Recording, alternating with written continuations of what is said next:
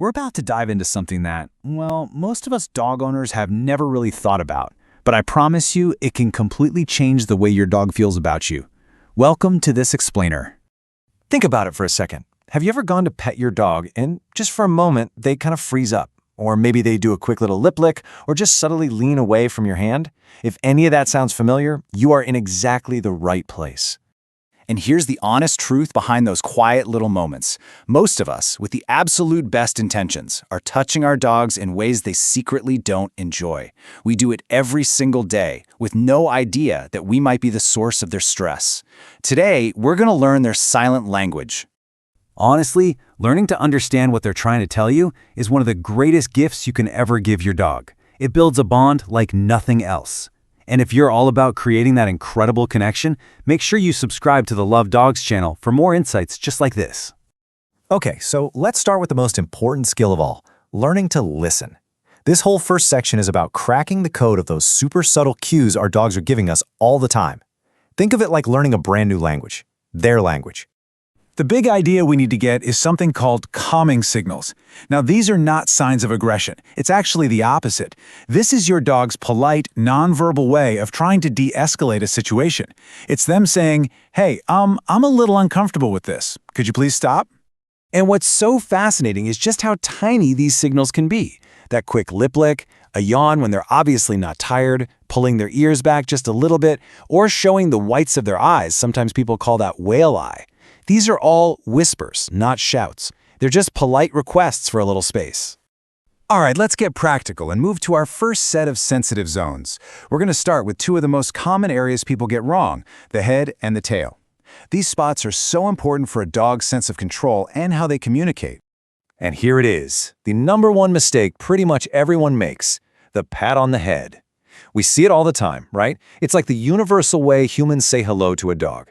But here's the secret. Most dogs don't actually like it. They tolerate it, sure, especially from us, but they don't enjoy it.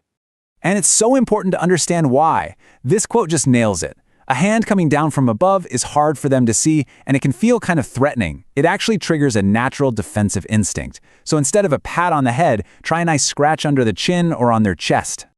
Next up, we have the tail. This is another area that's incredibly sensitive.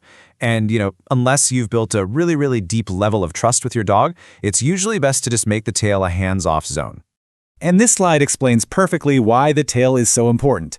It is way more than just a wagging stick. It's a complex communication tool, it's vital for their balance, and it's basically a barometer for their emotions. Grabbing it can be really scary for them. Okay, let's keep going. Our next group of sensitive zones includes areas with a ton of sensory input. We're talking about the paws and the muzzle. The paws. I mean, how many of us have playfully grabbed our dog's paws before? It seems so innocent, right? But to a dog, their paws are their lifeline to the world. They are essential for survival. And there's a really deep primal reason why they guard them so closely. This quote really drives it home. Their paws are for running, for digging, for stability, for defense. When we just grab them out of the blue, it can feel like we're taking away their ability to escape or to protect themselves. It's a very vulnerable feeling for them. And finally, for this section, we've got the muzzle. This area, their nose, mouth, whiskers, is an incredibly personal space for a dog. Touching it isn't a casual hello in their world. It carries a lot of weight. And while most dogs will put up with it from us, that doesn't mean they actually like it. So all of this brings us to a really big idea. We need to start rethinking how we show love. Some of our most natural human ways of showing affection, well, they just don't translate into the dog world. Let's talk about the hug. For people, a hug is the ultimate expression of love and comfort. But for a dog, an animal whose primary defense is to run away, being wrapped up in arms can feel incredibly confining, even scary. A lot of dogs will show those calming signals we talked about, the lip licking, the yawning, when they're being hugged. Now this is a really important one, the belly rub. A dog rolling over is not always an invitation. This chart is your best friend. A happy belly rub is a loose, relaxed, wiggly dog with soft eyes. A submissive, nervous dog is frozen and tense, and they'll avoid eye contact. Rubbing the belly of a nervous dog doesn't build your bond. It just reinforces their fear. Okay, we've talked a lot about what not to do. So let's flip this around. Let's get positive. How do we touch our dogs in a way that actually builds trust and makes them feel amazing? It all comes down to invitation. not invasion. And here it is, the simple 3-step formula.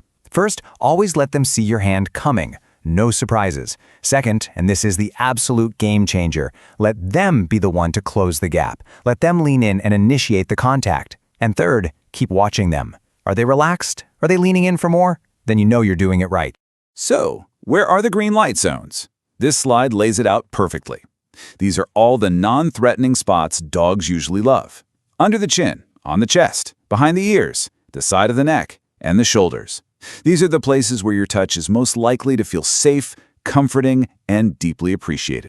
As we start to wrap this up, I want you to remember the core message here. At the end of the day, it's all about this. Your dog is not looking for a perfect owner who never makes a mistake.